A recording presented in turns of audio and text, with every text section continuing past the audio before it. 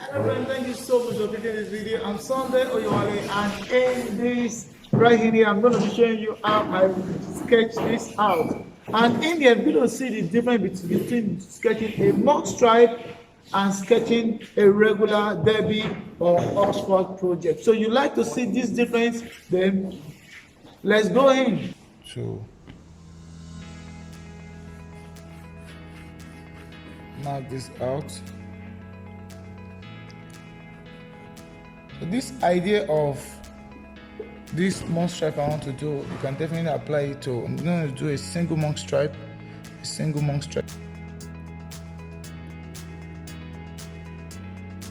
Okay, I cut that out now. So the next thing I'll do here is to then move in a way to start detailing it on it. So to start with, I will come here by measuring the height of this, how height should be.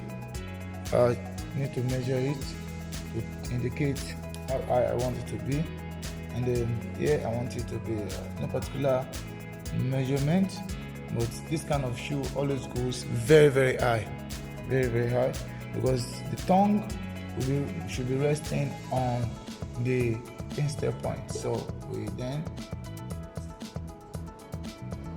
add this. So as the height of it, then to come to counter section of it. So we come in here to gauge the counter point in here. What this does is that it tells us the top edge, the top line. It helps us to determine our top line fold flow. It helps us to determine that. Another thing it does in here is that it gives us the gauge and the flow of our lateral lines. So here we come at the counterpoint to get the height. That is the height of the total height of the project at the backing here.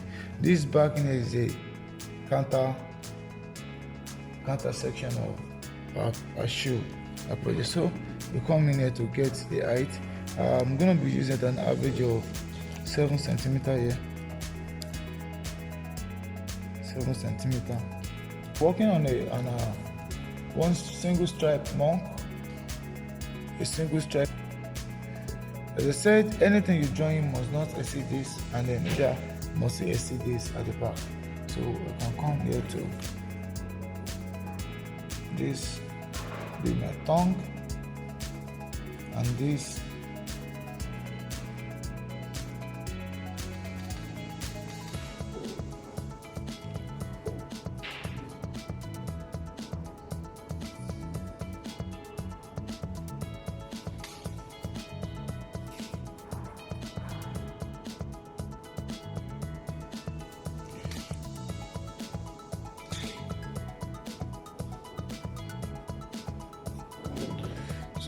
so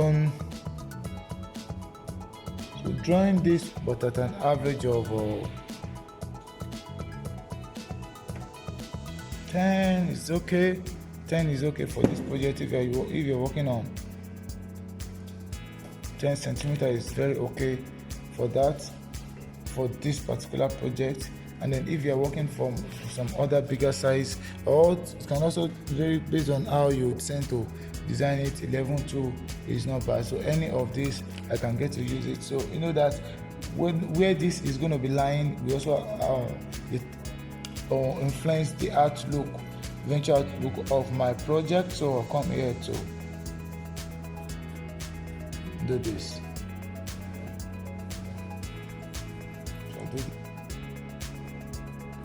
So we've done this. What I just did in here is the cutter section of it, which is going to go in to receive the buckle. This is just the cutter that's going to come in to receive the buckle that the buckle is going to be lying on. So after I got to do that being the number one thing, I did move forward to get the other stripes in here, get it on it.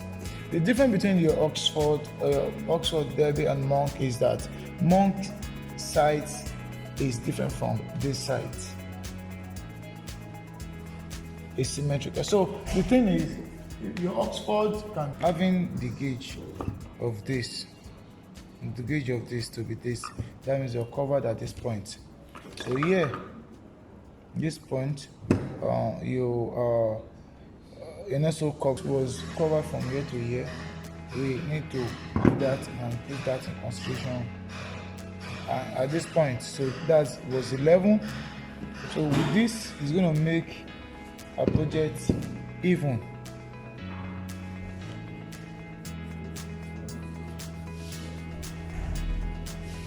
Okay, so let's check here to here. Okay, so what we need to do in here is this line in here has to be equal.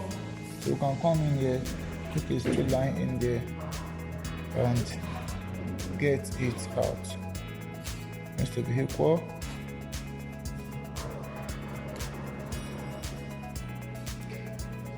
Once it's going to be equal that way, then we need to come here again to get the gauge, the height. This is 4.5, so come in here 4.5, so we have this. So this is where we're going to start. This is where our joint is meant to be, so we can come here to do this.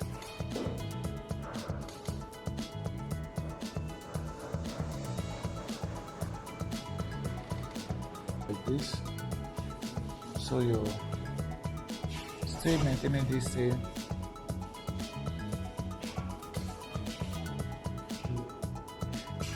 Maintaining this same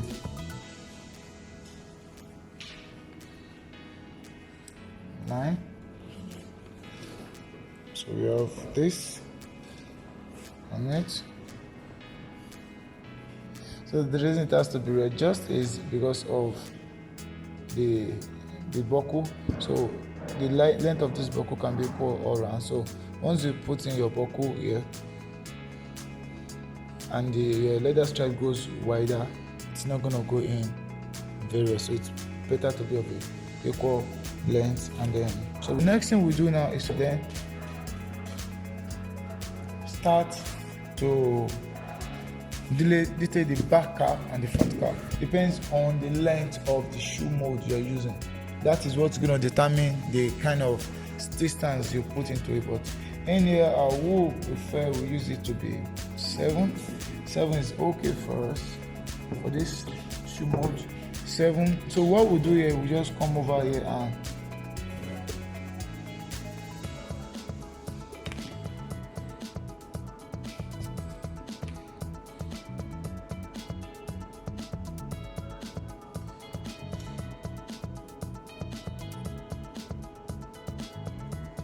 so you come here and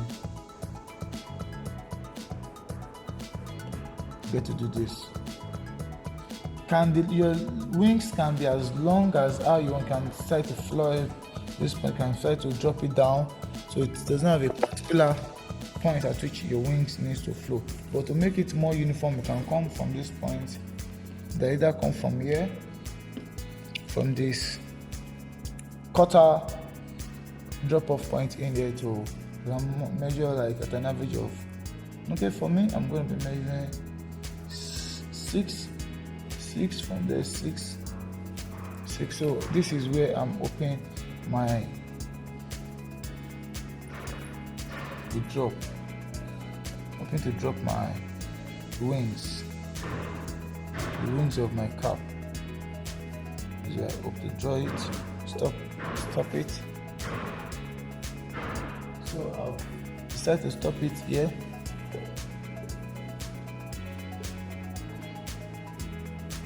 So after I've been able to stop it here. So it's going to be so easy for me if I want to do the same thing to this side, because it was based on measurement, so it could be then be accurate to get it.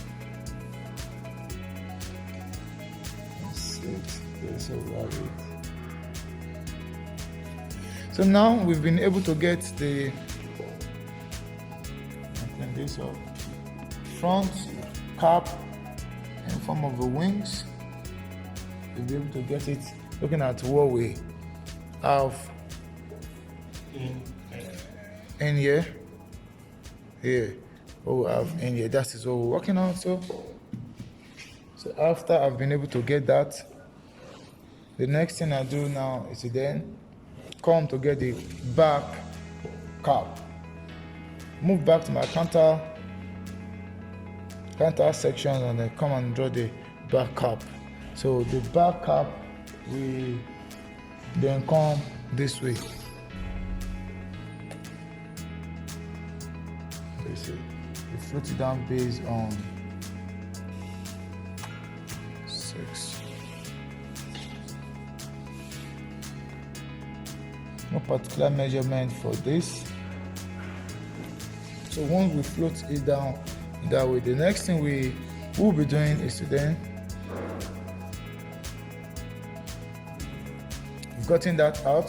The next thing we do now is to then turn this part again and get the same thing out.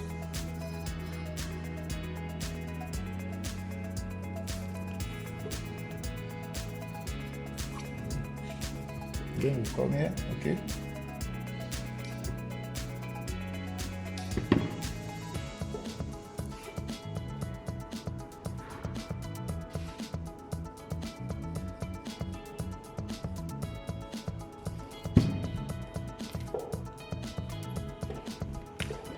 Balancing up.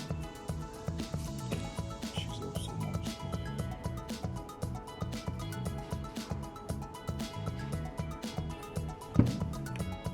So we get this out right now. So we have this, and with this, all our detailed drawing is balanced. Balance with it, and we're done drafting what you have in here. Balance, drafting it out. And the next thing we do is, if you want to make it to be clearer, we comment out and detail it more. But if this is your own personal project, you don't need to detail it more. The next thing you just need to do is just to proceed and cut this out. So what we're going to be doing right now is to then cut the excess that is not going to be in need. We come to cut it out. All this portion, we're not going to be using it. So I come over to cut it out.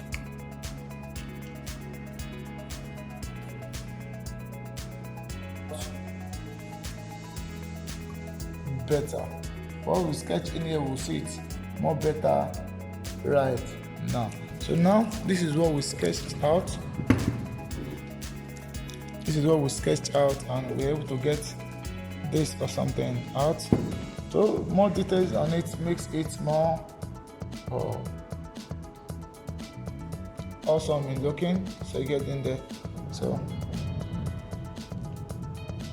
a normal sketching and a big spoke of a thing, so we don't digitalizing putting our stitching line is going to be waste of time, because even when we unfold this pattern, we might not get to use all those lines when we're stitching it. So what we need to do right now is to then move to transforming this to a usable pattern. Thank you so much for watching to this time. Hope you like what you've seen. As you can see, it was all detailed and based on measurements. Measure every part of it, and you will definitely get it. Don't forget to like, share, and subscribe. And while you subscribe, don't forget to hit the notification bell for you to be notified when we have awesome videos like this again on my platform. Sunday, and I look forward to having you in my subsequent upload.